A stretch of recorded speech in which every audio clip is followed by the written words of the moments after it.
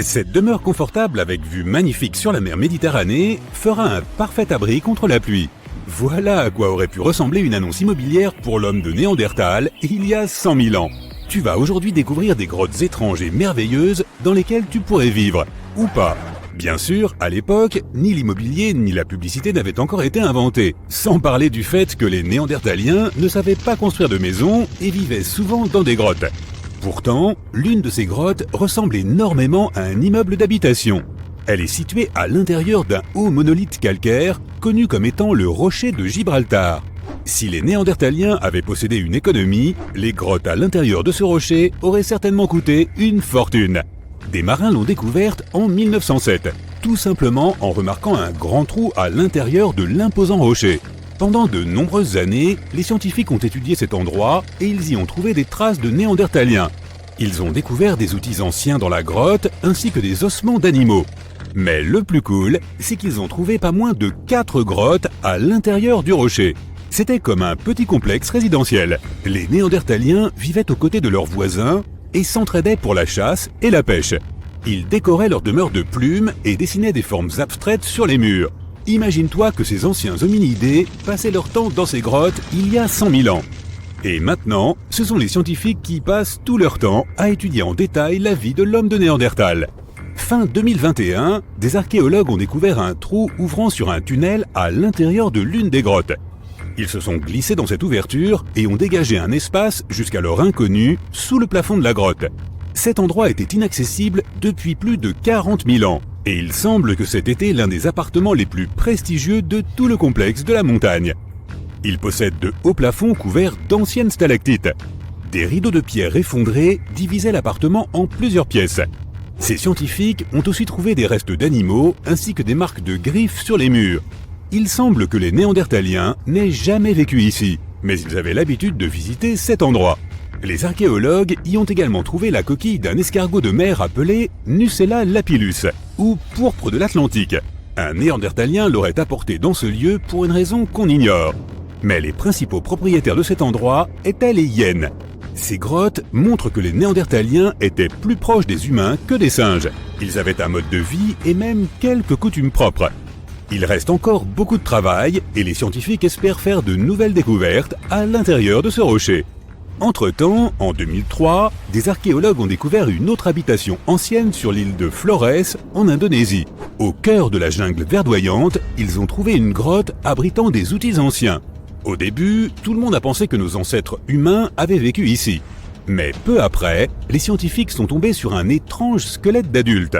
Une analyse approfondie a montré que le squelette appartenait à une femme de 30 ans mesurant 1 mètre, soit à peine un peu plus que la moitié d'un adulte moyen. Le poids de la femme était égal à celui d'un berger allemand adulte. Le squelette n'appartenait ni aux Néandertaliens ni aux Australopithèques. Il s'agissait d'une nouvelle espèce inconnue que les scientifiques ont baptisée Homo floresiensis et surnommée le Hobbit. Il y avait aussi des restes d'animaux anciens encore jamais vus dans la grotte. Il y avait un éléphant de la taille d'une vache, de grandes cigognes et des rats géants. Les archéologues ont découvert que les hobbits n'étaient pas les propriétaires de cet endroit. Les principaux habitants étaient des rats gros comme des chats. Ils se battaient peut-être comme les hobbits d'ailleurs. Des analyses ont démontré que l'Homo floresiensis n'était pas notre ancêtre direct. Il fait partie d'une branche distincte de l'évolution. Le squelette des hobbits ressemble davantage à celui d'un singe qu'à celui d'un humain moderne. En 2009, dans la jungle luxuriante du Vietnam, des archéologues ont découvert la grotte Hang Son Doong, la plus vaste du monde. Si tu entres dans cette grotte et que tu cries, tu entendras ton écho pendant longtemps. À certains endroits, la hauteur de cette grotte atteint la moitié de la hauteur de l'Empire State Building. Et sa superficie totale est plus grande qu'un pâté de maison du centre de New York. Hang Son Doong est l'une des 3 grottes de la jungle vietnamienne. De nombreux labyrinthes relient ces grottes. À l'intérieur, tu peux trouver des plantes et des arbres uniques qui vivent complètement coupés du monde extérieur. C'est une véritable jungle souterraine. À certains endroits, on trouve des plafonds effondrés qui laissent entrer la lumière du soleil. En plus de la flore peu commune, tu y verras de très anciennes stalactites. Certains dépôts de calcaire ont plus de 450 millions d'années. Ils étaient là avant même l'apparition des dinosaures. Il y a aussi de nombreuses rivières dans la grotte. L'eau de pluie qui tombe par les trous des plafonds les a formés au cours des siècles. Ces ruisseaux rapides ressemblent aux toboggans d'un parc aquatique. Ils conduisent à des labyrinthes souterrains que personne n'a encore vus. Les scientifiques n'ont étudié qu'une petite partie de toutes ces grottes. La grotte suivante, elle aussi des plus étranges, se trouve en Nouvelle-Zélande. Des centaines de milliers de lucioles vivent à l'intérieur. Chacune d'entre elles brille d'une lumière bleutée. Ensemble, elles illuminent la grotte. Tu auras peut-être l'impression d'être sur une autre planète, mais tu ne pourras pas rester très longtemps. Il y a partout des appareils pour mesurer l'air. Les scientifiques veillent à ne pas excéder le niveau de dioxyde de carbone nécessaire à l'existence des lucioles. Ces insectes sont très sensibles à l'environnement. S'il y a trop de monde dans la grotte, ou si les gens restent trop longtemps, le personnel du parc leur demandera de quitter les lieux. C'est comme si tu volais l'oxygène des lucioles. Nous avons donc vu quelques grottes plutôt étonnantes. Mais que dirais-tu d'une grotte effrayante ? Nous allons pour cela dans le désert de la province d'Al-Mara, au Yémen. Ce que nous cherchons n'est pas une grotte, c'est juste un trou noir dans le sol, en plein milieu du désert. Il est grand, de la taille d'un terrain de basket. Ce n'est pas sa taille qui est effrayante à vrai dire, mais ce qui se trouve à l'intérieur. Les scientifiques ne sont toujours pas sûrs de ce que c'est. Des profondeurs de ce gouffre noir, une odeur dégoûtante d'œufs pourris se dégage constamment. Et parfois, on peut entendre des sons étranges et terrifiants. La noirceur du trou géant du Yémen absorbe tous les rayons du soleil. Tu ne verras donc pas ce qu'il peut y avoir à l'intérieur, même avec une puissante lampe de poche.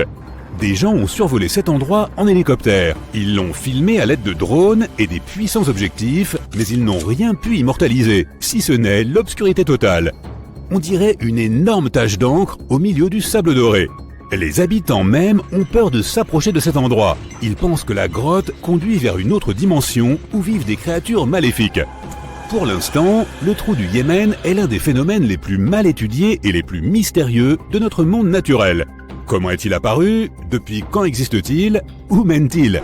Nos scientifiques tentent de trouver des réponses à ces questions. Selon certaines théories, le trou serait apparu à cause de travaux de construction. Des géologues auraient foré le sol à proximité à la recherche de minéraux. Cela aurait provoqué des mouvements dans la croûte terrestre et causé l'effondrement de la surface. Mais personne ne peut prouver cette théorie. Tout au moins, pas encore. Et maintenant, imagine un endroit où la lumière du soleil n'a pas pénétré depuis plus de 5 millions d'années. Il y a peu d'oxygène dans cet endroit qui est froid et humide. Pourtant, la vie y a quand même fait irruption, pas seulement sous la forme de microbes et de bactéries, mais aussi de créatures plus grandes. Les conditions de vie dans cette grotte sont très différentes des conditions que l'on connaît. Alors, dans un sens, cette grotte est un peu comme une autre planète. Il s'agit de la grotte de Movile, située dans le sud-est de la Roumanie, près de la mer Noire. Son entrée est un petit trou dans le sol. À l'intérieur, un tunnel mène profondément sous la surface. Les niveaux de sulfure d'hydrogène et de dioxyde de carbone y sont supérieurs à la normale. L'air ici contient moitié moins d'oxygène qu'à la surface. Il est donc impossible pour les humains d'y demeurer sans bouteille d'oxygène. Mais les animaux qui vivent là se portent très bien. Cette grotte abrite 48 espèces d'organismes vivants. Le désert du Sahara est immense. Il occupe 8% du territoire mondial. Il est plus grand que les États-Unis ou la Chine. Mais étonnamment, le Sahara n'est pas le plus grand désert du monde. C'est le 3e, derrière l'Antarctique et l'Arctique. Mais c'est sans aucun doute le plus chaud. Les températures y avoisinent les 57 degrés. Cet endroit possède certaines des dunes de sable les plus incroyables que vous verrez jamais.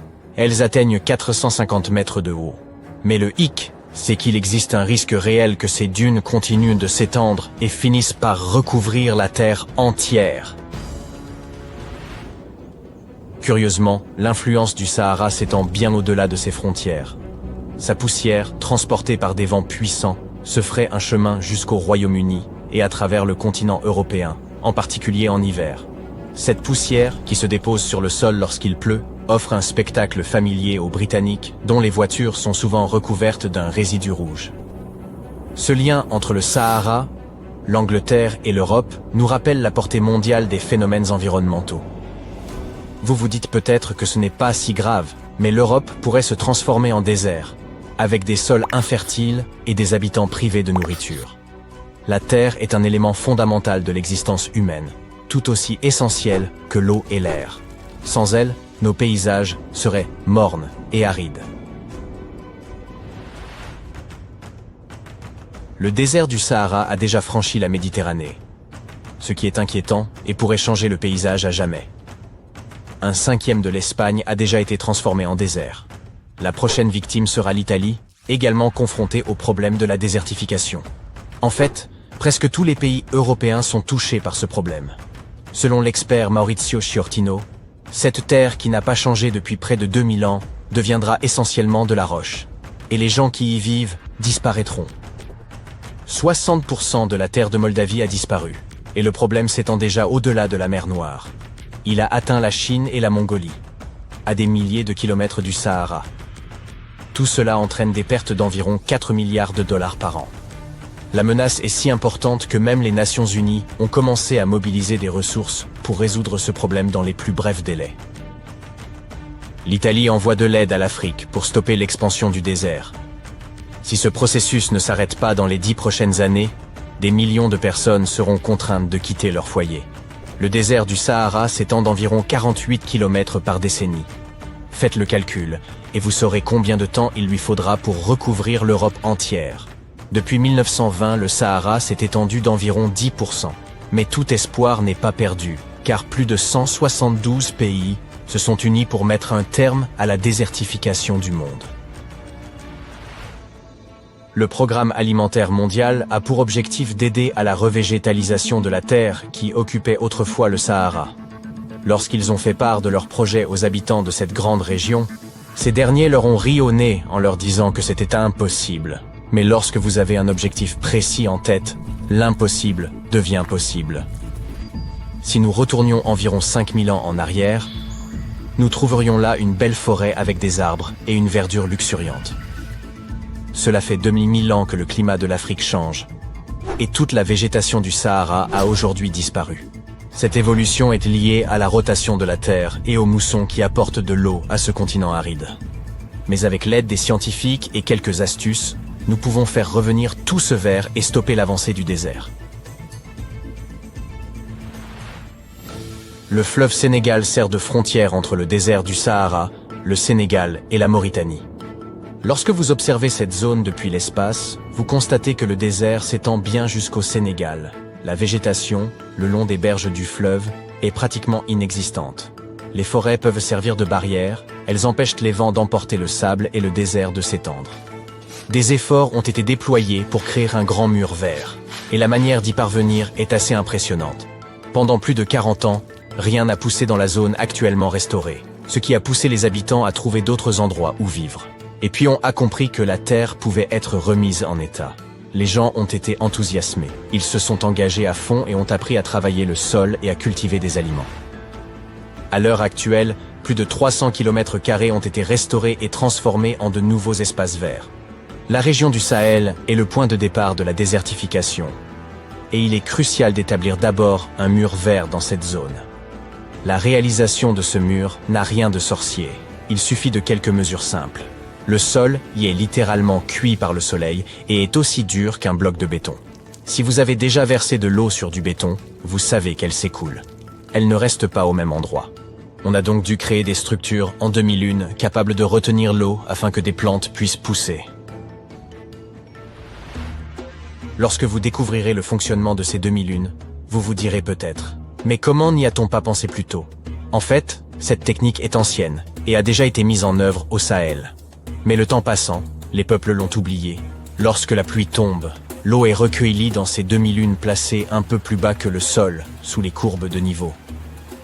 Il y a aussi une sorte de talus à l'extrémité de la forme.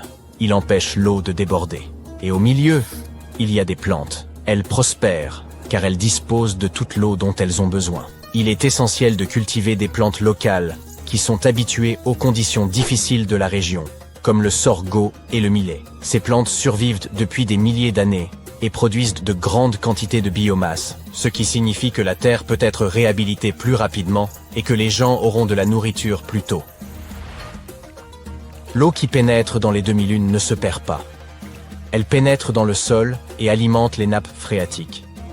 Ainsi, l'eau présente dans le sol ne s'épuisera jamais et les générations futures disposeront d'eau potable. Mais cette technique géniale ne se limite pas aux demi-lunes. Les gens tracent également des lignes pour y planter divers légumes, tels que des tomates. Ensuite, il y a des endroits réservés aux arbres, citronniers et orangers, par exemple. Après une longue et chaude journée, rien n'est meilleur qu'une bonne limonade fraîche. Les arbres protégeront également les sols, et avec un peu de chance, il y aura un jour une nouvelle forêt dans le désert du Sahara. La méthode consiste à suivre la dynamique propre aux forêts. On commence avec de petites plantes, puis on passe progressivement à des plantes plus grandes, plus utiles que les petites. L'objectif, planter plus de 10 000 arbres.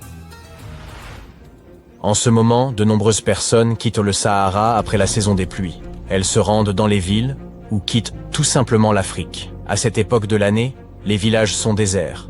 On n'y trouve que des animaux. La plupart des gens sont partis. Peut-on le leur reprocher? Personne ne peut vivre dans le sable où rien ne pousse. Heureusement, grâce à toutes ces anciennes techniques retrouvées, nombreux sont ceux qui, lentement mais sûrement, retournent sur leur terre pour y développer l'agriculture.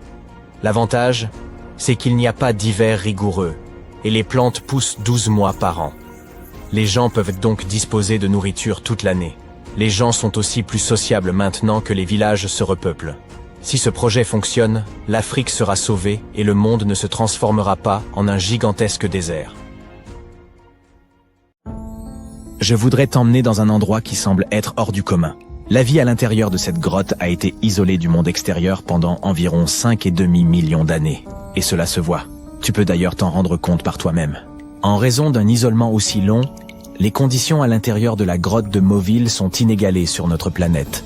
On y trouve un écosystème exceptionnel, même si la lumière du soleil manque cruellement à l'intérieur de la grotte et que l'air y est toxique. La grotte, située à quelques kilomètres à l'ouest de la mer Noire en Roumanie, a été découverte pour la première fois en 1986. Aujourd'hui, on ne peut la visiter qu'avec une autorisation spéciale. De plus, les cavernes centrales sont gardées naturellement par d'étroits tunnels de calcaire et des puits verticaux. Si tu es claustrophobe, tu ferais mieux de ne pas entrer dans cet endroit. Dans les profondeurs de la grotte, l'air contient 2 fois moins d'oxygène que l'air extérieur. En revanche, il renferme beaucoup de dioxyde de carbone et de sulfure d'hydrogène. Ce n'est donc pas l'air le plus frais que l'on puisse respirer. Il fait également nuit noire à l'intérieur de la caverne. Mais malgré, ou plutôt grâce à, ce cocktail de conditions extrêmement difficiles, le site est une véritable mine d'or pour les biologistes. Il est surprenant de constater que la vie semble y être en plein essor. Lors d'une étude réalisée en 1996, les scientifiques ont identifié 48 espèces, dont 33 étaient propres à la grotte. La plupart des créatures qui peuplent la grotte sont minuscules, avec de longs membres et des antennes qui les aident à se diriger dans l'obscurité. Ces créatures sont incapables de voir et n'ont pas de pigments, et c'est logique.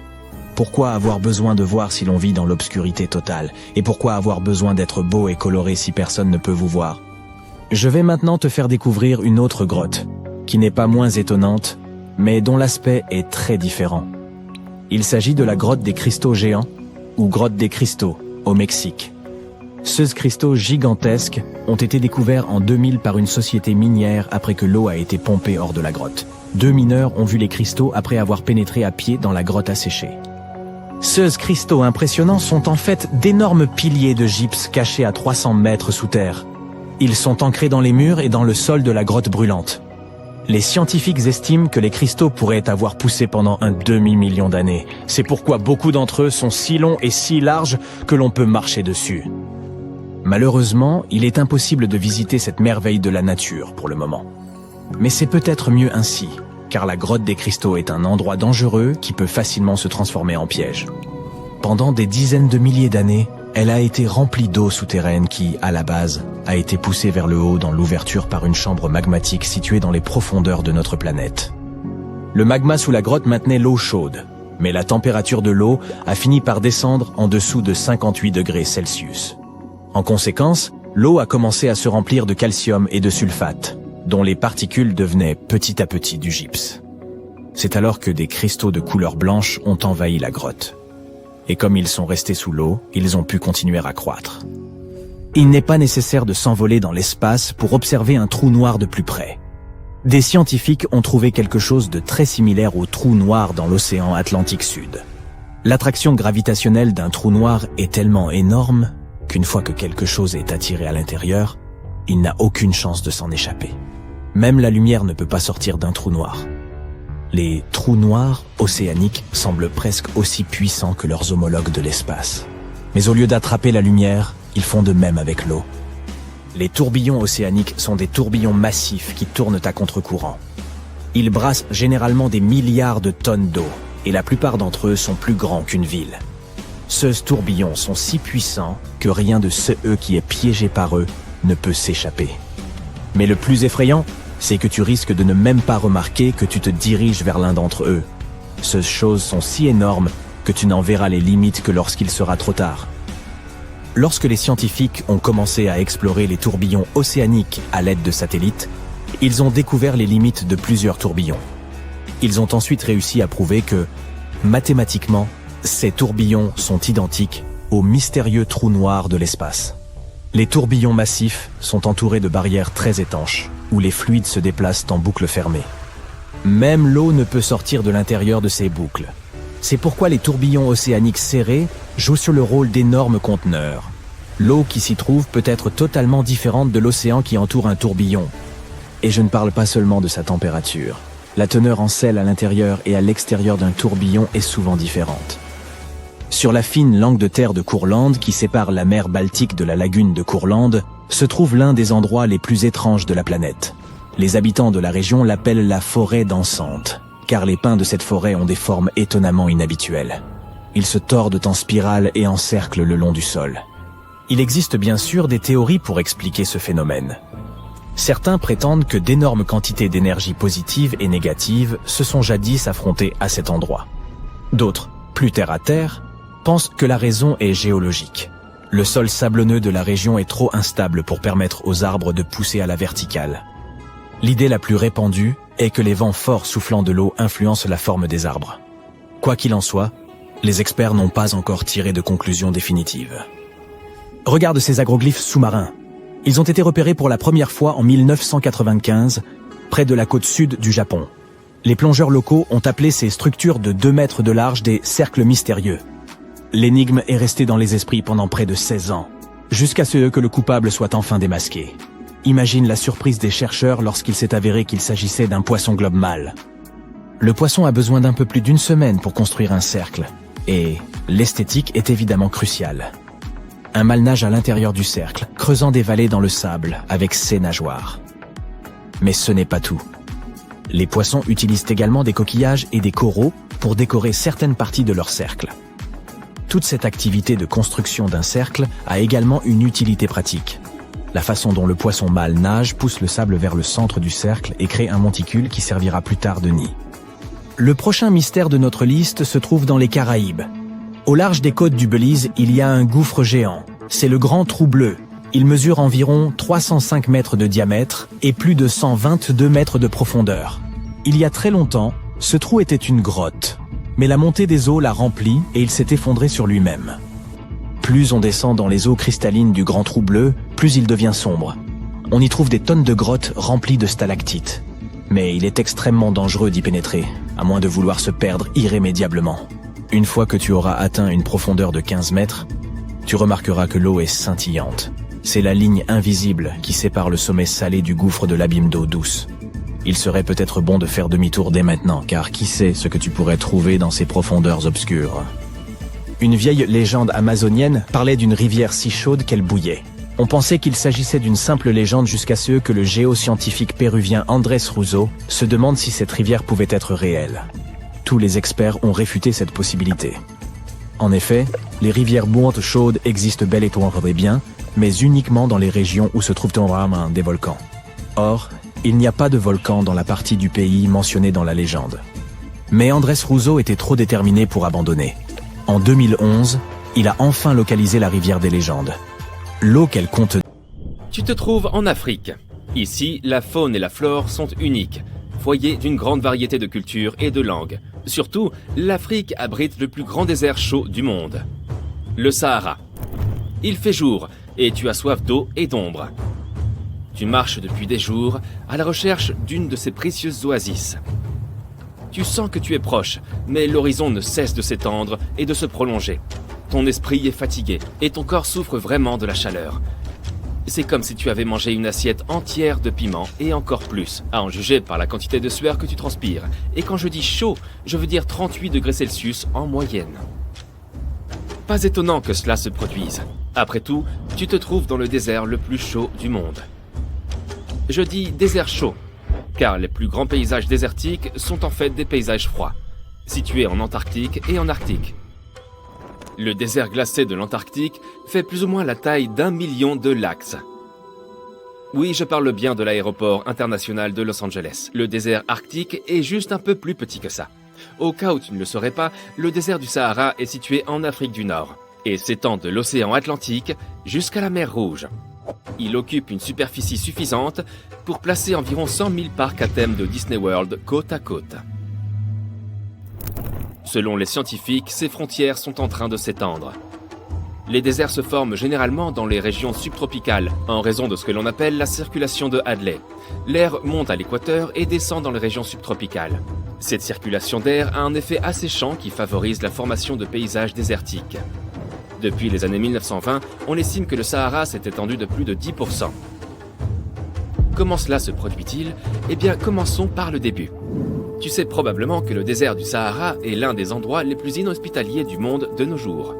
Pour info, pour qu'un endroit soit considéré comme un désert, il doit recevoir moins de 10 cm de pluie par an. En raison de ce très faible indice de précipitation, les déserts sont traditionnellement des endroits secs et arides. Il y a peu d'humidité dans l'air et les températures diurnes peuvent atteindre 54 degrés Celsius. En général, il n'y a pas beaucoup de vie animale et végétale à cause du manque d'eau. Mais dans le cas du Sahara, cela n'a pas toujours été le cas. Il peut être difficile d'imaginer l'Afrique du Nord sans les tonnes de sable qu'elle possède aujourd'hui. Mais il y a environ 20 000 ans, le Sahara était en fait une grande oasis. Des découvertes récentes montrent des preuves évidentes de ce que les scientifiques appellent désormais le Sahara vert. Au milieu des années 1800, un explorateur allemand qui traversait le Sahara a découvert des peintures et des gravures que des artistes nomades avaient laissées derrière eux. Ce qu'il a vu dans ces peintures ne ressemblait en rien à ce qui l'entourait réellement. Au lieu d'un paysage aride avec seulement des chameaux et une végétation désertique, les peintures rupestres représentaient des animaux de la jungle tels que des girafes et des hippopotames. Il y avait même des images de bétail et d'animaux de pâturage comme des bovins et des moutons, ce qui semble impossible pour le Sahara d'aujourd'hui. Les artistes dessinent généralement ce qu'ils voient autour d'eux. C'est pourquoi cette découverte a vraiment intrigué l'explorateur allemand. Les dessins étaient si précis que les artistes ont dû avoir un contact étroit avec ces animaux. On peut trouver cet art rupestre dans toute la partie nord du continent africain, du Sahara occidental à l'Arabie saoudite. Les géologues se sont rapidement intéressés eux aussi à cette question et ont trouvé les premiers indices que cela pouvait signifier. Ils ont pu confirmer qu'en fait, l'Afrique du Nord était autrefois beaucoup plus humide. Ils ont trouvé des preuves dans les sédiments des eaux profondes au large des côtes de la Mauritanie. Des carottes de sable et de boue sous-marine, également connues sous le nom de couches d'air saharien, ont montré aux géologues qu'en fait un Sahara vert était possible. Plus la poussière s'échappe du désert et se dépose au fond de l'océan, plus le climat de la région est sec. Les carottes de sédiments montrent qu'il y avait beaucoup moins de poussière, 2 fois moins, en provenance d'Afrique du Nord pendant la période humide. Cette période est liée au cycle naturel de la Terre. Normalement, la Terre tourne selon une inclinaison de 23,5 degrés. Mais cet angle n'est pas constant et change au fil du temps. L'inclinaison de la Terre est responsable de la quantité de lumière que reçoit chaque hémisphère. Elle affecte plusieurs fonctions de l'écosystème de la planète. À l'époque du Sahara vert, la Terre recevait entre 4 et 8% de plus de lumière solaire qu'aujourd'hui. Ainsi, lorsque la Terre s'est inclinée il y a environ 20 000 ans, l'hémisphère nord a reçu plus de lumière solaire directe, ce qui a affecté les niveaux d'humidité dans la région. Le réchauffement de l'hémisphère nord a eu une incidence sur le fonctionnement des moussons, plus particulièrement la mousson d'Afrique de l'Ouest. Les moussons sont des systèmes de vent qui affectent l'indice de précipitation et les niveaux d'humidité d'une région. Lorsqu'une partie du globe se réchauffe, cela permet à davantage d'air de s'élever. Il se combine avec le vent pour attirer l'humidité dans l'atmosphère. Petit à petit, l'Afrique du Nord est également devenue plus humide. Cette humidité supplémentaire a rendu le Sahara si irrigué qu'il y avait de véritables étendues d'eau dans la région. Avec la croissance de la végétation, les plantes ont mieux retenu l'humidité que le sable nu. Il existe des preuves de l'existence de bassins naturels dans tout le Sahara et de lacs si grands qu'ils pourraient y contenir tous les grands lacs des États-Unis. Les archéologues ont découvert des preuves de l'existence de communautés dynamiques dans ce qui est aujourd'hui une zone aride. Apparemment, les cultures anciennes ont su tirer pleinement parti de la période humide de l'Afrique. Selon les chercheurs, la population humaine a atteint son apogée dans le Sahara il y a environ 9000 ans. On trouve des traces de foyers, d'outils de chasse, d'hameçons et même de monticules d'eau de poissons. Les archives montrent qu'il y a eu plus de 230 périodes vertes sur une période de 8 millions d'années. Le rayonnement solaire change constamment en raison des cycles orbitaux naturels. C'est pourquoi la Terre assistera très certainement à un autre épisode de Sahara vert. Cela pourrait être dans des milliers d'années, certes, mais cela arrivera. De la même manière que le Sahara deviendra vert, il deviendra aussi de nouveau jaune. Disons-le comme ça pour résumer. Il suffira d'une inclinaison axiale importante et de quelques années de réajustement. Cependant, un autre phénomène retient actuellement l'attention des scientifiques. Des études récentes de la National Science Foundation, menées par l'Université du Maryland, montrent que le Sahara s'est étendu de 10% au cours des 90 dernières années. Ce phénomène se dénomme désertification, ce qui signifie littéralement que les terres fertiles se transforment en terres désertiques. Le désert du Sahara progresse désormais dans la région semi-aride du Sahel. En 1950, cette région comptait 31 millions d'habitants. Aujourd'hui, sa population dépasse les 100 millions d'habitants. Cette croissance démographique rapide a largement contribué à l'expansion du Sahara. Les agriculteurs, autrefois nomades, ont commencé à se sédentariser. L'utilisation des terres s'est intensifiée, ce qui a contribué à affaiblir le sol. La demande de nourriture a entraîné une surexploitation des terres, de sorte qu'une part encore plus grande de celle-ci s'est transformée en désert. L'étude montre également que les cycles climatiques naturels peuvent affecter les précipitations dans le Sahara et le Sahel. Les scientifiques affirment que tous les déserts fluctuent, et pas seulement le Sahara. La frontière d'un désert peut s'étendre pendant l'hiver sec et se contracter durant l'été plus humide. Au sud du Sahara se trouve le bassin du Tchad. Il s'agit d'une étendue d'eau naturelle qui sert désormais d'indicateur de l'expansion du Sahara. Le bassin du Tchad est situé dans la région où le Sahara progresse vers le sud. Un expert en atmosphère et en océan de l'Université du Maryland explique que les précipitations ont fortement diminué dans toute la région. En raison de la réduction des précipitations, il y a moins d'eau dans tout le bassin, et même le lac Tchad s'assèche. Tout comme le Sahara, le désert d'Atacama au Chili, réputé le plus sec du monde, est également en expansion. Il est situé au nord de la ville de Santiago, et sa frontière sud s'étend vers la capitale chilienne. Le climat devient de plus en plus sec ici, et la ville de Santiago risque de devenir elle-même une région aride ou semi-aride. Les vallées autrefois fertiles des rivières locales, qui ont vécu de l'agriculture et de l'élevage pendant de nombreuses générations, perdent leurs revenus à mesure que la terre chilienne se transforme en désert. Depuis 2010, Santiago a reçu seulement un tiers de ses précipitations habituelles. En dehors de la ville, les agriculteurs creusent des trous à la recherche de l'or bleu, c'est-à-dire tout simplement l'eau. La situation ici est très similaire à celle du Sahel. Alors dis-moi, as-tu été aussi surpris que moi de découvrir ce qui se passe dans la région sahélienne? N'hésite pas à partager dans les commentaires ci-dessous. Sous le soleil brûlant, parmi les dunes de sable, quelque part dans le désert du Sahara, tu marches à la recherche d'un trésor ancien. Finalement, tu trouves un étrange rocher dans le sable. Il est grand, ressemble à un gros morceau de charbon ou de roche noire, mais quelque chose de brillant à sa surface rend la roche inhabituelle. Cette trouvaille unique est la chose la plus ancienne qui ait jamais été découverte sur notre planète. Cette roche est née bien avant que la Terre n'apparaisse dans l'espace. La météorite inhabituelle a été trouvée en 2020 dans une zone reculée du désert du Sahara. Les scientifiques ont analysé les isotopes de magnésium et d'aluminium à la surface de la pierre et ont découvert que son âge est d'environ 4,5 milliards d'années. Pour l'instant, il s'agit du plus ancien échantillon de magma provenant de l'espace de l'histoire. Il appartient à une petite protoplanète qui n'a pas eu le temps de se former complètement. Cela s'est passé il y a très longtemps, lorsque notre système solaire se formait. De nombreux astéroïdes gigantesques flottaient alors dans l'espace. Certains d'entre eux se sont transformés en énormes corps célestes qui sont ensuite devenus des planètes. Les grosses planètes rocheuses ont absorbé les plus petites. La roche faisait partie d'une petite protoplanète qui venait de commencer sa formation. Mais un autre astéroïde monstrueux l'a détruite. La planète s'est brisée en milliards de morceaux. Certains d'entre eux sont devenus des parties d'autres planètes. D'autres se sont envolés en dehors du système solaire. Et un morceau a erré dans l'espace jusqu'à la formation de notre Terre. Après cela, il a heurté l'atmosphère de la planète et est tombé dans le territoire aujourd'hui connu sous le nom de désert du Sahara. La roche a été découverte en 2020, mais l'érosion des roches extraterrestres montre qu'elle aurait pu tomber bien plus tôt. Cette chose ancienne, pesant environ 30 kg, a plusieurs morceaux de différentes météorites à l'intérieur. En termes simples, c'est une roche volcanique composée de lave. Elle a refroidi, s'est solidifiée et s'est cristallisée. C'est pourquoi on peut y remarquer la présence de paillettes.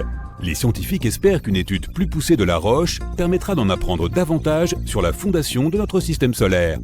Le plus gros astéroïde découvert aux États-Unis est Willamette. Sa taille est de 7,8 mètres carrés et son poids est de plus de 15 tonnes, soit la moitié du poids d'un bus. Plusieurs personnes peuvent tenir sur l'espace de cet objet de l'espace. Mais le plus intéressant, c'est que ce n'est pas une roche comme la plupart des météorites qui ont été trouvées. Willamette est composé de nickel et de fer. Ce morceau de métal massif a été découvert en 1906. Aujourd'hui, l'énorme roche est conservée au musée américain d'histoire naturelle. La plus grande météorite jamais trouvée s'appelle Oba. Elle est située en Namibie et n'a jamais été déplacée car elle est trop lourde. Le poids de Oba est de 60 tonnes, soit plus qu'un tank. Un événement spatial s'est produit le 28 février dans le sud-ouest de l'Angleterre. Ce jour-là, un énorme flash a illuminé le ciel. Puis, il y a eu un grand fracas. Plusieurs habitants ont ouvert la porte de leur maison et ont remarqué une tache noire de suie sur la pelouse. Ils ont immédiatement deviné ce qui s'était passé et ont signalé la trouvaille au réseau britannique d'observation des météorites. Si jamais tu trouves une météorite, signale-la le plus vite possible à un centre de recherche géologique ou spatial. Plus une roche spatiale reste longtemps sur le sol, plus elle perd rapidement de sa valeur. La pluie, la poussière, la neige, le vent, le soleil, tous ces facteurs endommagent la surface de la météorite, ce qui rend ensuite difficile l'étude de l'objet céleste. La météorite trouvée en Angleterre ressemble à du charbon, mais elle est beaucoup plus tendre et plus fragile. Elle contenait très probablement de l'eau gelée. La roche fait partie d'un énorme astéroïde qui a traversé l'espace lorsque notre système solaire n'était pas encore complètement formé. On a trouvé une combinaison unique de minéraux à l'intérieur de la roche, qui pourrait aider les scientifiques à en savoir plus sur les origines du système solaire et de la vie sur Terre. Rendons-nous maintenant en Allemagne, dans la petite ville de Nordlingen. Une énorme météorite ancienne est cachée ici. Il est très difficile de la remarquer, à moins de connaître le secret de cette ville.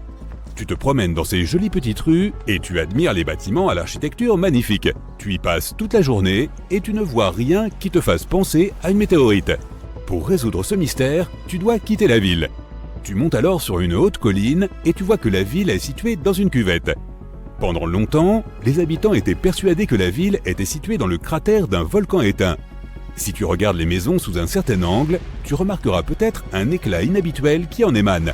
Au milieu du XXe siècle, un groupe de géologues est venu ici et a immédiatement déclaré que le cratère ne ressemblait pas à celui d'un volcan. Non, la ville a en fait été construite sur un énorme cratère laissé par une météorite.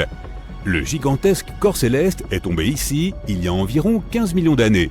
Il était si chaud que les bulles de carbone à l'intérieur se sont instantanément transformées en petits diamants. Lorsque les gens ont construit la ville, ils ne savaient pas qu'ils utilisaient des pierres précieuses, car les diamants étaient à peine visibles. Les habitants n'ont jamais attaché d'importance au fait que les murs de la ville brillaient de façon inhabituelle au soleil. Aujourd'hui, ils pensent que cet endroit a été construit à partir de diamants tombés du ciel. Notre prochain arrêt est à nouveau au Royaume-Uni. Cette fois, les rochers sont d'origine terrestre. Le célèbre site de Stonehenge. Les gens ont placé ici des cercles de pierre dans un certain ordre. Tout le monde connaît ce monument archéologique, mais personne ne sait avec certitude la raison de sa création. Une autre construction, construite à partir de roches mystérieuses, a été découverte à seulement 3 km de là. On l'a baptisé Superhenge. Il est plus grand, plus lourd et prend plus de place. Chaque plaque ici mesure 4,50 m, ce qui correspond à la hauteur de 2 étages. Autrefois, les pierres se tenaient verticalement et formaient un énorme demi-cercle. Mais quelqu'un a renversé les pierres il y a environ 4500 ans, si bien qu'on n'a pas pu les détecter pendant longtemps. Les scientifiques ne peuvent toujours pas résoudre le mystère de Superhenge, mais ils pensent que les pierres verticales faisaient partie d'un énorme monument. D'autres rochers étonnants se trouvent dans le sud du Costa Rica. Il y en a des grosses, de la taille d'un humain, et d'autres plus petites, de la taille d'une boule de bowling. et elles ont toutes une forme parfaitement ronde. Ces sphères rocheuses géantes ont été créées par des humains. Il a fallu des années de polissage à l'aide d'outils en pierre pour obtenir cette forme ronde parfaite. Ces boules sont incroyablement lourdes, mais peuvent facilement rouler comme un ballon de basket. Toutes les roches sont d'un âge différent. Certaines d'entre elles ont été créées il y a environ 2500 ans. La plupart d'entre elles sont faites de magma volcanique fondu. À ce jour, les scientifiques ne savent pas dans quel but ces pierres étaient utilisées. Elles ont été trouvées dans différentes parties du Costa Rica, près des grandes villes. Il est possible que les anciennes civilisations les aient installées spécifiquement pour montrer la grandeur des rois locaux. De plus, de nombreux experts pensent que les pierres ont été utilisées comme outils pour étudier l'astronomie. Les personnes qui connaissaient l'utilité des roches ont disparu et l'histoire des pierres s'est perdue avec elles. Terminons notre voyage avec la découverte archéologique la plus étonnante de toutes. Tu te promènes dans le désert péruvien et tu grimpes sur une petite colline. Tu regardes en bas et tu remarques que la surface de la colline est couverte de lignes étranges. Tu t'éloignes et tu vois un énorme chat sur la colline. Un tel dessin s'appelle un géoglyphe. Sa longueur est d'environ 35 mètres, ce qui correspond à la moitié de la taille d'un avion de ligne Boeing. Les archéologues ont découvert le chat géant en 2020 et ont découvert qu'il avait été créé quelque part entre 200 et 100 avant notre ère. Ce dessin énorme fait partie d'un groupe mystérieux de différentes images. En plus du chat, il y a d'autres animaux, des plantes et des personnages fantastiques. Tous ont été trouvés dans le désert péruvien. Le chat a été trouvé par hasard. Les archéologues ne l'ont pas vu au début car l'érosion naturelle sur le flanc de la colline a presque effacé la silhouette. En novembre 1922, un garçon marchant dans les montagnes désertiques d'Égypte a découvert des marches antiques taillées dans la roche. Par la suite, cette découverte est devenue l'une des plus grandes et des plus importantes découvertes archéologiques au monde. Cette marche faisait partie du tombeau intact de Toutankhamon. Les archéologues ont trouvé environ 5000 objets anciens, dont des bijoux, des tissus, des vases peints et des masques funéraires. Tu as probablement vu l'un d'entre eux. Il est devenu l'un des attributs les plus reconnaissables de l'Égypte ancienne. Plus de 100 ans se sont écoulés depuis. Aujourd'hui, l'humanité s'est enfin rapprochée d'une autre découverte de grande envergure, la tombe de Cléopâtre. Cette reine a été la dernière souveraine active du royaume ptolémaïque d'Égypte, qui a siégé sur le trône de 51 à 30 avant notre ère. Il existe de nombreux documents anciens sur Cléopâtre, son règne et sa personnalité hors du commun. Mais jusqu'à présent, personne n'avait découvert les secrets de son décès et de son lieu de sépulture.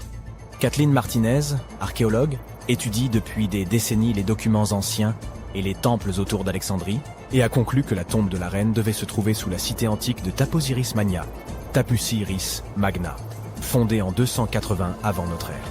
Il s'agissait d'une grande ville située sur la côte nord de l'Égypte, où des dizaines de milliers de personnes travaillaient dans le commerce et l'industrie.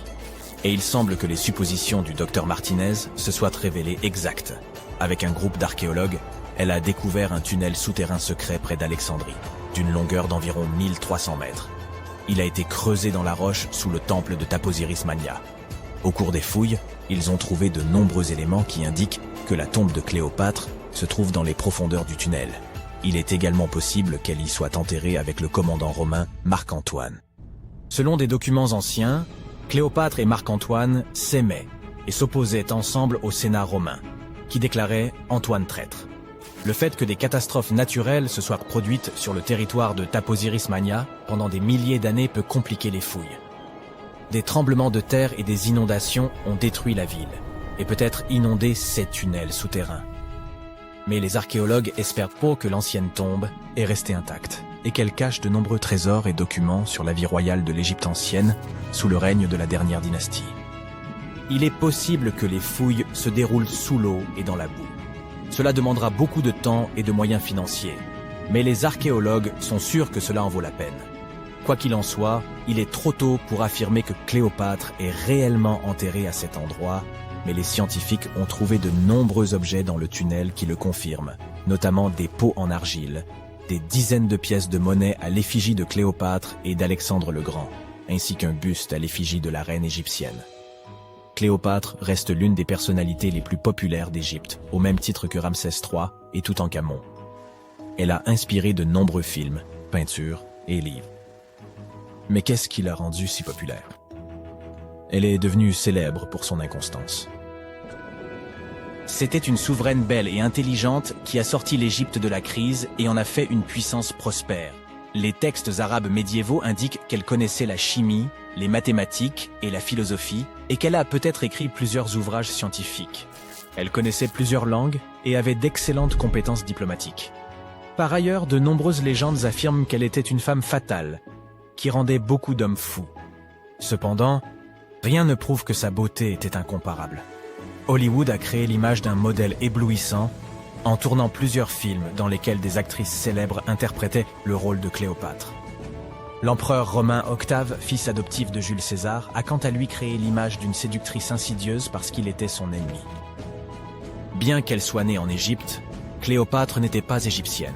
Ses ancêtres étaient des Grecs, dont l'un des généraux d'Alexandre le Grand. Cependant, le peuple égyptien l'aimait. Elle a appris la langue et a été très sensible aux traditions de ce pays. Elle connaissait bien l'histoire, la mentalité et les coutumes de l'Égypte ancienne.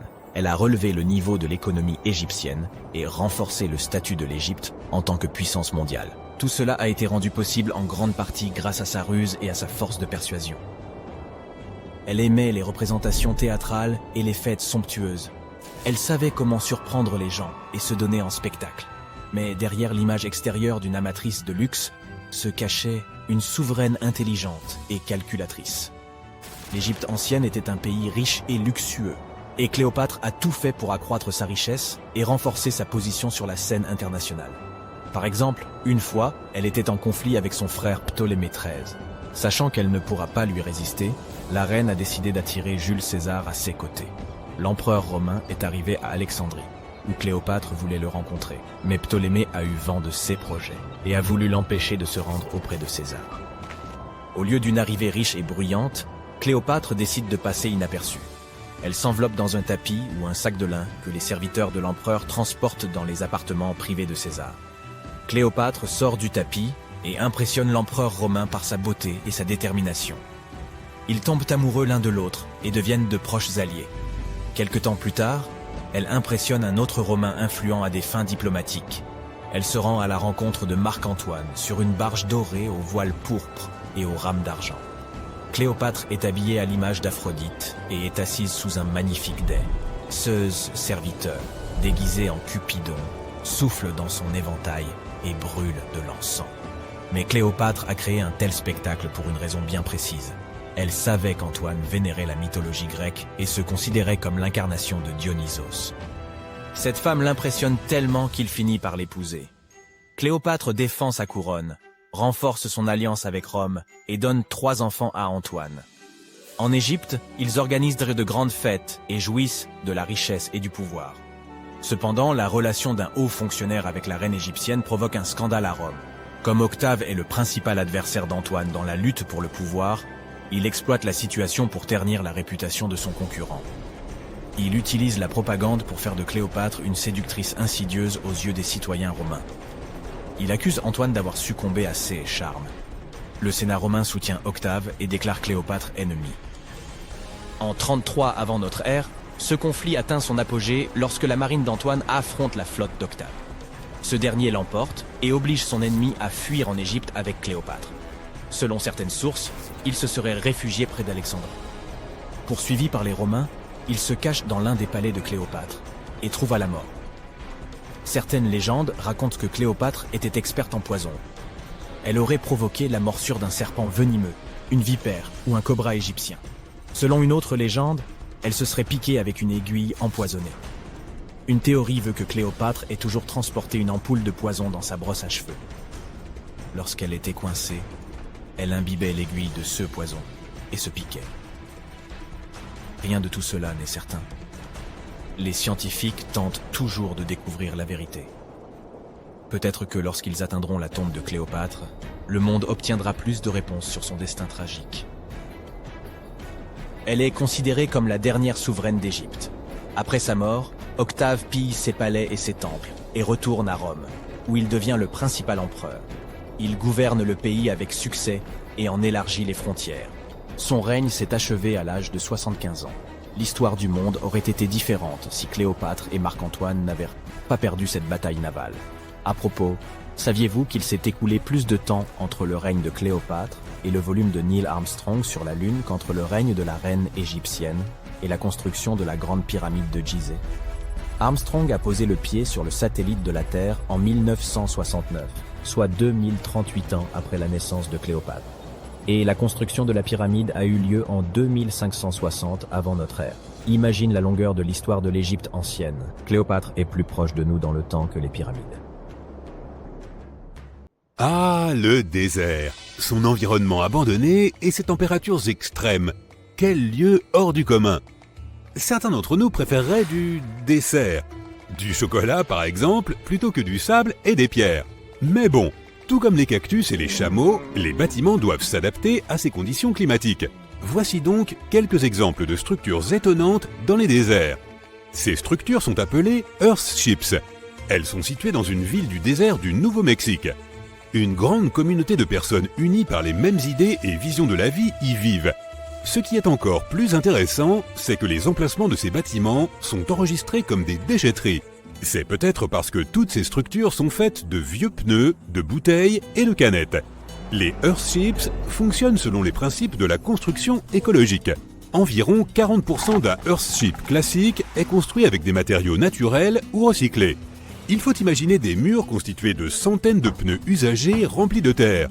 Puis, on trouve des couches de murs solaires passifs, et ce, du sol au plafond. Ils absorbent la lumière du soleil en hiver et la reflètent en été pour maintenir les structures à une température ambiante raisonnable. On peut voir des plantes dans les couloirs et des bouteilles en verre ou des canettes en aluminium entassées dans les parois des murs. Ce sont assurément des maisons originales à bien des égards. Mike Reynolds est un architecte qui a constaté les niveaux alarmants de gaspillage et de surconsommation dans les années 1970. À l'époque, il a donc conçu une maison entièrement durable à partir de boîtes de conserve. Près de 40 ans plus tard, il est celui qui a rassemblé tous les autres Earthshippers. Reynolds avait une Mercedes, certes, mais elle fonctionnait à l'huile végétale qu'il récupérait dans les fast-foods de la ville. Dans cette ville, un Earthship standard constitué de 2 chambres et 2 salles de bain coûte environ 250 000 $. Cela dit, il y a aussi des Earthships comme Dobson House qui peuvent coûter jusqu'à 1,5 million de $. Mais si on le fait soi-même, tu sais, avec la famille et les amis, on élimine logiquement les coûts de main-d'œuvre et cela devient comparativement moins cher. Supposons que tu veuilles vraiment en construire une. Où pourrait-elle se situer ? Eh bien, n'importe où. Les Earthships s'adaptent déjà aussi bien à l'air froid et sec du Canada qu'au climat chaud et humide d'Haïti. Voici la maison Mirage. C'est une installation située dans le désert de Californie du Sud. La maison Mirage a ouvert en 2017 dans le cadre d'une exposition d'art contemporain. Elle est entièrement constituée de miroirs. Cette structure minimaliste se fond dans l'environnement qui l'entoure. Les portes, les fenêtres et les ouvertures ont été supprimées pour créer une expérience étonnante. Tout le paysage environnant se reflète devant les yeux du public. Comment cela est-il possible ? Avec des surfaces miroirs. La nuit, les lumières lointaines se réfractent sur les miroirs. Le jour, le ciel se transforme en banc de nuages. Il n'y a aucun paysage figé dans cette maison. Tout évolue avec le climat. Que dirais-tu de découvrir une structure futuriste en plein cœur du désert ? Des architectes ont conçu une maison conceptuelle qui se marie parfaitement avec le Cybertruck d'Elon Musk. La maison a un thème post-apocalyptique. Je suis sérieux quand je dis post-apocalyptique. La maison est conçue pour survivre à un scénario catastrophe. La Cyber House a des portes en acier, les fenêtres sont blindées et les murs extérieurs sont faits d'un matériau super résistant. La maison moderne est contrôlée par une pompe à chaleur géothermique autonome. Pour le dire en des termes moins science-fictionnels, cela permet de maintenir une température interne stable. Cette maison élégante a une entrée qui peut accueillir le Cybertruck. Logique, puisqu'elle s'en est inspirée au départ. De plus, le Cybertruck peut être hissé au 2e étage pour être plus sécurisé. Voici le centre d'études et de recherche pétrolière King Abdullah en Arabie Saoudite. En gros, c'est un laboratoire dans le désert. Il a été conçu pour fonctionner avec un minimum d'énergie. L'architecture présente des motifs sur les murs et les plafonds, faisant référence à la tradition locale des formes géométriques. L'arrêt suivant se situe à Swartberg House, en Afrique du Sud. Celle-ci est située près des montagnes Swartberg, mais ne t'emballe pas trop. Elle se trouve surtout au bord du grand désert de Karoo. C'est un appartement avec 4 chambres à coucher. Il y a un système spécial de régulation de la température. Le système fonctionne comme un bouclier contre la chaleur en été et comme un piège à soleil en hiver. Et voici la grande mosquée de Djenné au Mali. Cette mosquée mesure 16 mètres de haut. C'est impressionnant car elle est faite uniquement de poutres et d'un mélange spécial de boue et d'autres éléments naturels trouvés dans le désert. Petra est une ancienne cité cachée dans le désert de Jordanie. Les bâtiments sont taillés directement dans les falaises de grès rouge, blanc et rose. Elle est située au milieu des canyons et des montagnes, près du désert. L'endroit était un carrefour commercial il y a de très nombreuses années. Tu as peut-être déjà vu les photos de l'impressionnante façade du trésor. Cette structure recèle encore de nombreux mystères, notamment parce que les scientifiques ne peuvent pas expliquer comment les Nabatéens ont réussi à créer une telle structure il y a des milliers d'années. Savais-tu qu'il y a un autre endroit mystérieux au milieu du désert qui a une structure similaire à celle de Petra? Madain Saleh était comme une seconde capitale du royaume nabatéen. Encore un autre secret qu'il nous reste à déchiffrer. Elle compte plus de 100 tombes décorées et plus de 1000 tombes dénuées de monuments. On y trouve également des inscriptions et des dessins rupestres, là encore entourés de grès. Cette cabane en bois était autrefois un bureau de poste. La structure se trouve dans le désert de Tenger, en Mongolie. Elle est entourée de... rien. Le sable est la seule chose qui accompagne la structure solitaire. Le bâtiment ne fait que 15 mètres carrés. Comme tu peux le deviner, il n'a pas eu beaucoup de visiteurs. Il a été abandonné pendant plus de 35 ans. Son destin a changé un jour lorsqu'une femme a découvert le bâtiment. Madame Zhang et son ami ont eu une idée. Ils allaient contacter les entreprises et les personnes désireuses d'envoyer des lettres et des cartes postales depuis le bureau de poste le plus isolé du monde sans avoir à se rendre sur place. Et ça a marché. Le bureau de poste reçoit rarement des visiteurs sur place, mais il est très fréquenté en ligne. Plus de 20 000 lettres et cartes postales ont été envoyées depuis le bureau de poste du désert rien qu'en décembre 2021. L'endroit est à environ 10 km de la route la plus proche. Un camion postal récupère les lettres et prend la route pour les livrer. Elles sont ensuite expédiées dans le monde entier. La deuxième destination en Arabie Saoudite est le King Abdulaziz Center for World Culture. Le bâtiment a une conception particulièrement intéressante. Il a fallu près d'une décennie pour construire cette structure complexe. C'est une tour de 98 mètres de haut qui se démarque par son allure. Le pavillon Stone Matters est une structure en pierre située en Palestine. La structure s'étend sur une surface de 60 mètres carrés. Elle est construite entièrement à partir de 300 pierres imbriquées qui se soutiennent les unes les autres. Les toits concaves, et oui, ils ressemblent à des bols géants, sont conçus de cette façon pour recueillir l'eau de pluie. Cette structure se trouve en Iran. Il est intéressant de noter qu'en Iran, le taux d'évaporation est 3 fois plus rapide que la moyenne mondiale. Donc cette conception en forme d'arc est très pratique. Elle capture l'eau de manière à ce que celle-ci puisse former une masse unique dans son ensemble avant de s'évaporer. La coque extérieure du système de toiture recueille l'eau de pluie, mais elle fait également office d'ombrage supplémentaire. Elle permet à l'air de circuler librement et est conçue comme un mécanisme de refroidissement pour les deux toits. L'Eco-Lodge en Égypte est notre prochaine étape. Le projet est construit dans un endroit qui surplombe le désert et est conçu à l'aide de matériaux disponibles sur place, comme des briques cuites au soleil et du bois de palmier. Le bâtiment est un exemple d'architecture traditionnelle. Il y a un bassin d'eau qui laisse entrer l'air pour garder l'intérieur. Ces déserts arides qui s'étendent à perte de vue semblent sans vie de prime abord. Mais parmi ces sables, il est aussi possible de rencontrer des créatures dangereuses et parfois effrayantes.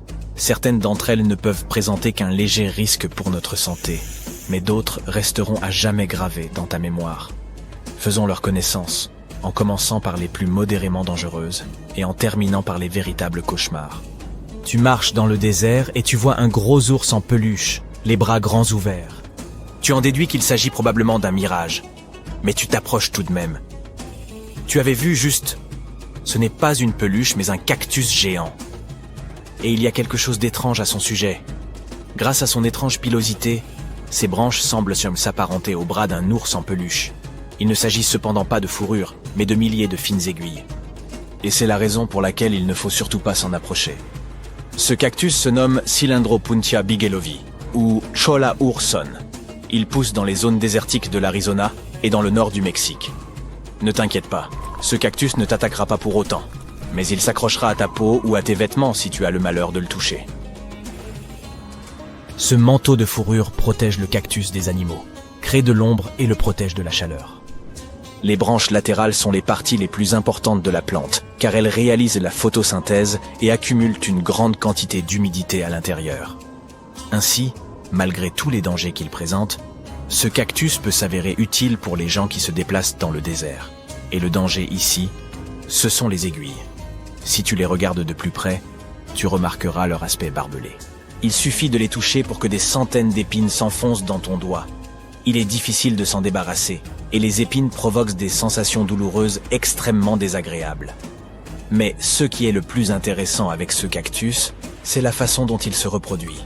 La plante se clone d'elle-même dans un nouvel endroit. Lorsque les animaux et les hommes passent devant ce cactus et le touchent, ce dernier leur cède un petit morceau de lui-même avec ses épines. Dès que ce morceau tombe au sol, il prend racine et commence à pousser. On augmente le degré de dangerosité. Le prochain monstre du désert court vers nous. Et c'est une autruche. Beaucoup pensent que ces animaux sont des poltrons, tout juste bons à s'enfouir la tête dans le sable. Tu changerais probablement d'avis si tu avais la malchance d'en croiser une. En général, les autruches ne sont pas agressives, mais tu devras prendre tes jambes à ton cou si jamais tu t'approches de leur nid. En revanche, tu as peu de chances de leur échapper, car les autruches ont une vitesse de pointe de 70 km/h. Tu auras besoin d'une voiture pour les distancer, car elles sprintent et frappent leur ennemi de leur poitrine. Il est même arrivé que des autruches attaquent des camionnettes et leur causent d'importants dégâts. Mais le principal danger que représentent ces volatiles réside dans leurs puissantes pattes munies de griffes acérées. Avec celles-ci, ils peuvent porter des coups puissants et même s'acharner sur un adversaire au sol. Alors oui, si tu aperçois une autruche au loin, passe ton chemin. Ce petit lézard tacheté passe presque tout son temps sous terre, dans les déserts arides du sud-ouest des États-Unis et du nord-ouest du Mexique. Parfois, il sort pour chercher son repas. Il a l'air trognon comme ça, mais à vrai dire, il s'agit du très dangereux monstre de Gila. Sa peau épaisse le protège des faucons, des coyotes et d'autres prédateurs. Mais son atout principal, c'est son venin. Les serpents et les araignées injectent leurs toxines à l'aide de longs crocs acérés. Mais le monstre de Gila, lui, s'accroche à sa proie et la mâche pour répandre son venin. Et lorsqu'il mord une personne, il est capable de garder ses mâchoires fermées pendant très longtemps. Il est difficile de se débarrasser de l'animal. Les personnes qui ont ressenti les effets de son venin disent avoir eu l'impression que de la lave en fusion leur passait dans les veines. Malgré cela, le lézard s'est avéré utile à la science. Des médecins ont exploité son venin afin de concevoir des médicaments contre le diabète et l'obésité. Le moment est venu. Prépare-toi à rencontrer l'une des créatures les plus effrayantes du désert. Ne fais aucun bruit et profite juste du silence. Ne bouge pas, il n'y a personne aux alentours. Soudain, tu entends un sifflement venant d'en bas. Tu baisses la tête et tu la vois. Une grosse araignée jaune de la taille de la paume de ta main, aux puissantes mandibules et aux longues pattes, se tapit dans l'ombre de ton corps. Horrifié, tu fuis ce monstre. Mais il te poursuit. Ce n'est pas facile à faire dans une telle situation, mais tâche de te calmer. La créature ne s'intéresse pas à toi. Elle ne veut que ton ombre pour s'abriter du soleil brûlant. En tout état de cause, il vaut mieux ne pas la toucher. Les puissantes mâchoires de l'araignée solifuge peuvent provoquer des sensations très désagréables. C'est le moins qu'on puisse dire. D'ailleurs, cette créature n'est pas exactement une araignée. Certes, elle appartient à la classe des arachnides, mais il s'agit d'une espèce distincte, les Solpugidae. Il aime mordre. Elle n'est pas craintive, et même assez agressive. La solifuge se nourrit d'insectes, de lézards, de rongeurs et de petits oiseaux. Elle peut également se déplacer à une vitesse de 16 km/h. Compte tenu de sa petite taille, c'est très rapide. Il faut être un athlète professionnel pour parvenir à lui échapper. Le plus souvent, on trouve ces solifuges dans les déserts du Moyen-Orient. Mais elles vivent également au Mexique et dans le sud-ouest des États-Unis. Ces araignées sont nocturnes et essaient d'éviter le soleil pendant la journée, de sorte qu'elles seront toujours en quête de ton ombre. D'ailleurs, elles doivent leur nom au fait qu'elles fuient l'astre solaire en toutes circonstances. Tu n'auras aucune chance de leur échapper pendant la journée, mais elles voudront également s'en prendre à toi pendant la nuit, surtout si tu fais un feu. Les Solpugidae courent toujours vers la lumière dans l'espoir d'attraper quelque chose. Certaines espèces de ces araignées émettent même un sifflement pour effrayer leurs ennemis. Calmons-nous un instant et quittons ce désert brûlant. Nous entrons dans les tropiques humides de la Tanzanie. Sous l'écorce des arbres, les tapis de feuilles mortes et dans les grottes obscures, tu pourrais bien rencontrer l'une des créatures les plus terrifiantes de la planète, l'amblypyge, ou araignée 24 heures. Imagine-toi un gros scorpion dépourvu de queue, avec un corps plat qui semble avoir été compressé. Il ressemble aux araignées, mais n'a pas de glandes à venin et ne peut pas tisser de toile. Ce monstre est rapide et silencieux. Mais ce qui est le plus effrayant, ce sont ses 2 griffes avant, 2 fois plus longues que la créature elle-même. Toute proie qu'il attrape ne pourra jamais s'échapper. Sa vie entière passée dans une grotte sombre a altéré sa vue et l'amblypyge essaie donc d'éviter la lumière du soleil. Lors de la mue, il grimpe au plafond et se débarrasse lentement de son ancienne peau. Imagine-toi diriger ta lampe à cet endroit pour y apercevoir de petits cocons d'où sortent des araignées pâles aux pattes excessivement longues. Si tu croises cette créature dans la vraie vie, garde ton calme et éloigne-toi lentement le plus loin possible. Reste sur tes gardes. L'amblypyge peut se glisser sous tes vêtements en un clin d'œil et te mordre à l'abdomen. Et ce n'est rien à côté de ce qui t'attend. Bon, d'accord, c'est une blague. Ce gentil petit bonhomme est l'une des créatures les plus timides et les plus inoffensives parmi tous les arachnides. Il a peur de nous et ne s'en prendra jamais à toi. Beaucoup le trouvent majestueux et gardent des amblypyges dans des terrariums faits de verre. Si tu désires un tel animal de compagnie, veille attentivement à ce qu'il ne s'enfuit pas de sa maison. Car si cela se produit, il sera très difficile de le rattraper. En quelques instants, il peut se glisser sous ton lit ou passer par les interstices du plancher. Ensuite, il se rendra dans l'appartement de ton voisin par le biais du système de ventilation et terrorisera les gens qui s'y trouvent. Bon, et pourquoi pas un petit scorpion pour la route? Ce dernier n'est pas aussi effrayant que les autres créatures de cette vidéo, mais il s'agit du scorpion le plus venimeux des États-Unis, le Centruroide sculpturatus d'Arizona. Le problème, c'est qu'on peut le trouver dans le désert, chez soi ou dans son jardin. Cette dangereuse bestiole venimeuse se glisse dans les pièces et pique souvent les gens. Une seule piqûre suffit à provoquer une douleur similaire à celle d'une piqûre d'abeille. Mais une personne allergique... Tu te trouves en Afrique. Ici, la faune et la flore sont uniques, foyer d'une grande variété de cultures et de langues. Surtout, l'Afrique abrite le plus grand désert chaud du monde, le Sahara. Il fait jour et tu as soif d'eau et d'ombre. Tu marches depuis des jours à la recherche d'une de ces précieuses oasis. Tu sens que tu es proche, mais l'horizon ne cesse de s'étendre et de se prolonger. Ton esprit est fatigué et ton corps souffre vraiment de la chaleur. C'est comme si tu avais mangé une assiette entière de piment et encore plus, à en juger par la quantité de sueur que tu transpires. Et quand je dis chaud, je veux dire 38 degrés Celsius en moyenne. Pas étonnant que cela se produise. Après tout, tu te trouves dans le désert le plus chaud du monde. Je dis désert chaud, car les plus grands paysages désertiques sont en fait des paysages froids, situés en Antarctique et en Arctique. Le désert glacé de l'Antarctique fait plus ou moins la taille d'1 million de lacs. Oui, je parle bien de l'aéroport international de Los Angeles. Le désert arctique est juste un peu plus petit que ça. Au cas où tu ne le saurais pas, le désert du Sahara est situé en Afrique du Nord et s'étend de l'océan Atlantique jusqu'à la mer Rouge.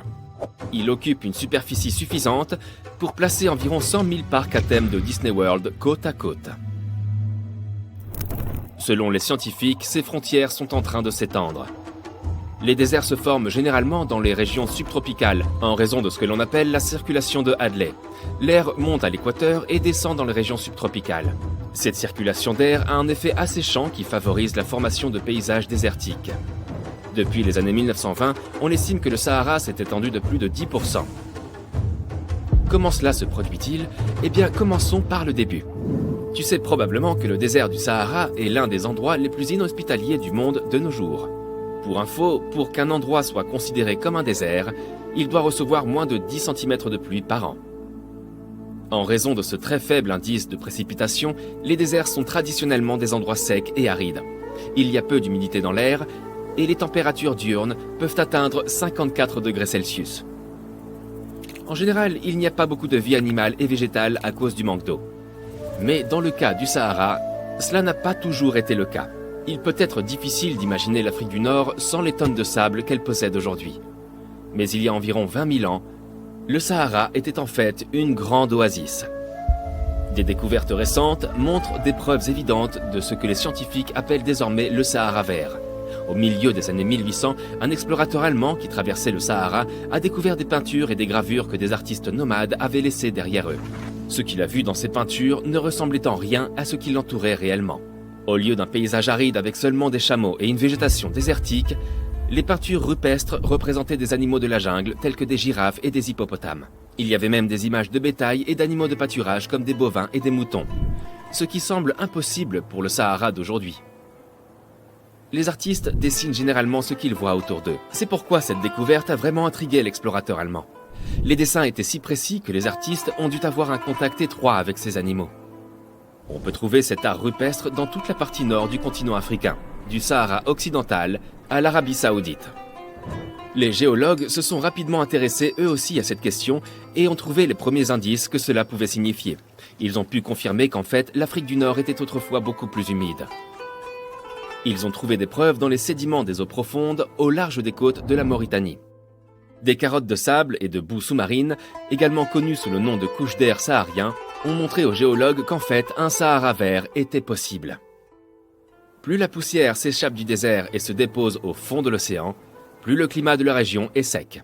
Les carottes de sédiments montrent qu'il y avait beaucoup moins de poussière, 2 fois moins, en provenance d'Afrique du Nord pendant la période humide. Cette période est liée au cycle naturel de la Terre. Normalement, la Terre tourne selon une inclinaison de 23,5 degrés. Mais cet angle n'est pas constant et change au fil du temps. L'inclinaison de la Terre est responsable de la quantité de lumière que reçoit chaque hémisphère. Elle affecte plusieurs fonctions de l'écosystème de la planète. À l'époque du Sahara vert, la Terre recevait entre 4 et 8% de plus de lumière solaire qu'aujourd'hui. Ainsi, lorsque la Terre s'est inclinée il y a environ 20 000 ans, l'hémisphère nord a reçu plus de lumière solaire directe, ce qui a affecté les niveaux d'humidité dans la région. Le réchauffement de l'hémisphère nord a eu une incidence sur le fonctionnement des moussons, plus particulièrement la mousson d'Afrique de l'Ouest. Les moussons sont des systèmes de vent qui affectent l'indice de précipitation et les niveaux d'humidité d'une région. Lorsqu'une partie du globe se réchauffe, cela permet à davantage d'air de s'élever. Il se combine avec le vent pour attirer l'humidité dans l'atmosphère. Petit à petit, l'Afrique du Nord est également devenue plus humide.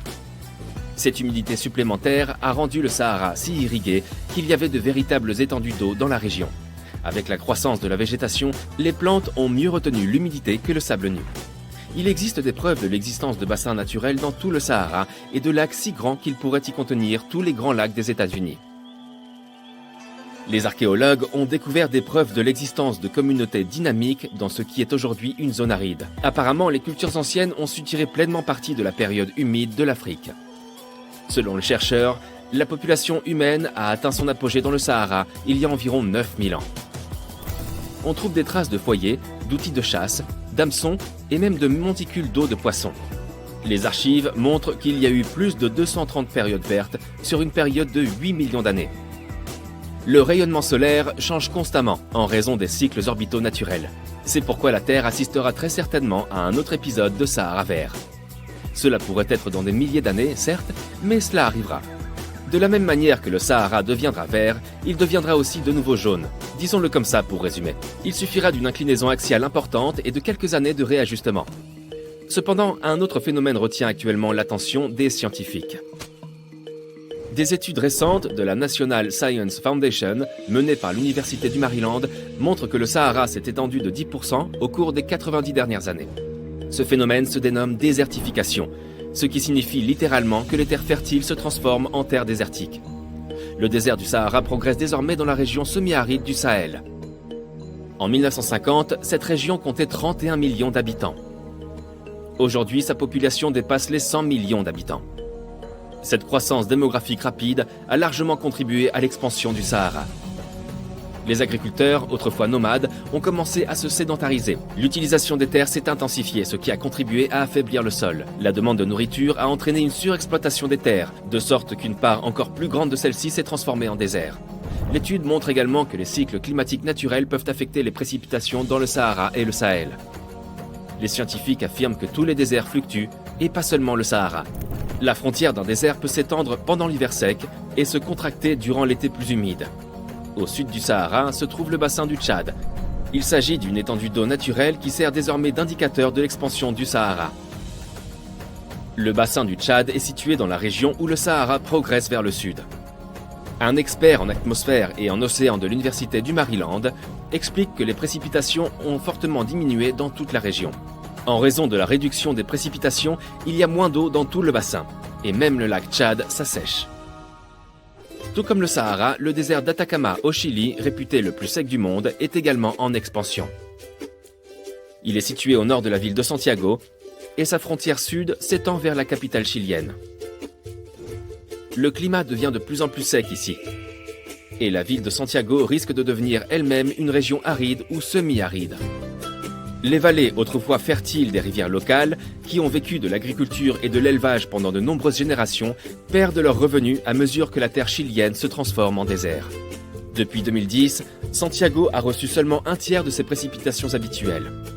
En dehors de la ville, les agriculteurs creusent des trous à la recherche de l'or bleu, c'est-à-dire tout simplement l'eau. La situation ici est très similaire à celle du Sahel. Alors dis-moi, as-tu été aussi surpris que moi de découvrir ce qui se passe dans la région sahélienne ? N'hésite pas à partager dans les commentaires ci-dessous.